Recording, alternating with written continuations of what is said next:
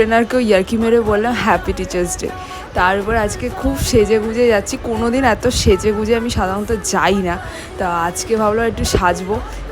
আর সবচেয়ে বড় কথা, সাজার থেকে বড় কথা, গরমের জন্য সাজতে গেলে আরও বেশি মানে ডিহাইড্রেট হয়ে যায়। বাট হ্যাঁ, শাড়ি আমি পরতে পারবো না, কারণ এই গরমে শাড়ি পরা ইম্পসিবল।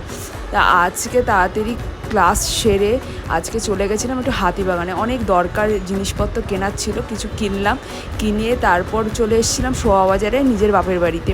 তা ওইখানে আসলে আমার মন খুব ভালো হয়ে যায়, কেন এত ঠাকুর যাচ্ছে গণেশ পুজোর জন্য। আমার তো ওইটা দেখেই ভীষণ, আর আমার হলো বেস্ট মানে ঠাকুর হিসাবে আমি গণেশকেই আমি খুব মানি। তা এই জন্য গণেশ আমার ভীষণ পছন্দের একটা ঠাকুর। তা গণেশ পুজোর একটু বাজার শান্তি করলাম, তারপর ভাবলাম যে আপনি এই গণেশ পুজো, তারপর নতুন চশমাটা কেমন লাগছে নিজেকে একটু দেখছিলাম। আজকে তারপর রাত্রিবেলা ডিনার করে মায়ের বাড়ির থেকে বাড়ি